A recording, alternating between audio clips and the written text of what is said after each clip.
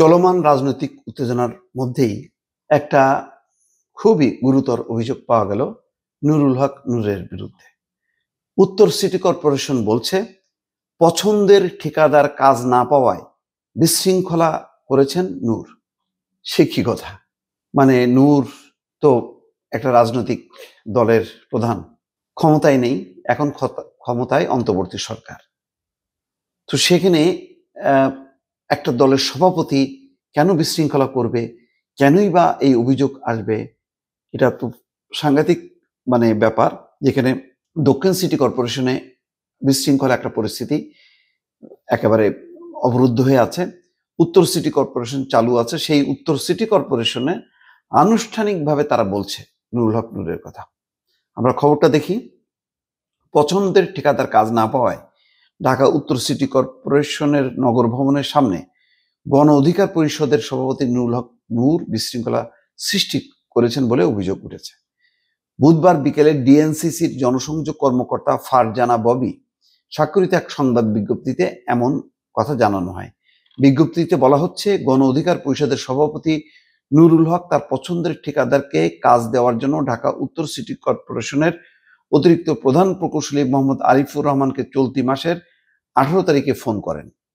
অতিরিক্ত প্রধান প্রকৌশলী তাকে পাবলিক প্রকিউরমেন্ট আইন ও পাবলিক প্রকিউরমেন্ট বিধিমালা আইনি বিষয়গুলো ব্যাখ্যা করেন এবং আইনের বাইরে গিয়ে কোনো কিছু করার সুযোগ নেই বলে বোঝানোর চেষ্টা করেন।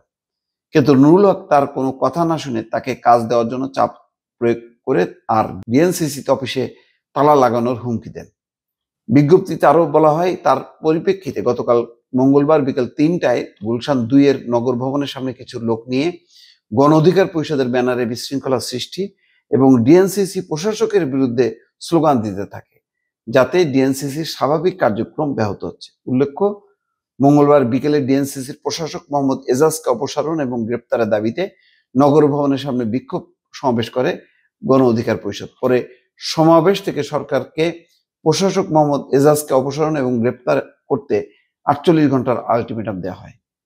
এখন আন্দোলন যেটা চলছে, এটা তো দক্ষিণ সিটি কর্পোরেশন, সেখানে আইনি ব্যাপার যে ইশরাক হোসেনের শপথ নিয়ে তাকে যে মেয়র পদে বসতে দিচ্ছে না অন্তর্বর্তী সরকারের একটা অংশ, অথবা বলা যায় যে স্থানীয় সরকার উপদেষ্টা আসিফ মাহমুদ সজীব ভুইয়া। তো ঢাকা উত্তর সিটি কর্পোরেশনে এমন কোনো ব্যাপার নেই, তাবিদ আওয়াল কোনো মামলা করেনি বা তিনি বসতেও চাননি। সেই অবস্থায় হঠাৎ করে উত্তর সিটি কর্পোরেশনের প্রশাসক তার পদত্যাগের দাবি কেন? কারণ এরকম কোনো দাবি তো বিএনপির পক্ষ থেকে করা হয়নি। বিচ্ছিন্নভাবে গণ অধিকার পরিষদ কেন করলো, এটা একটা প্রশ্ন। আবার এই অভিযোগটাও কেন উঠবে? একটা দলের সভাপতি সে কেনই বা ফোন করবে, কেনই বা বলবে যে তার পছন্দের ঠিকাদারকে কাজ দেওয়ার জন্য?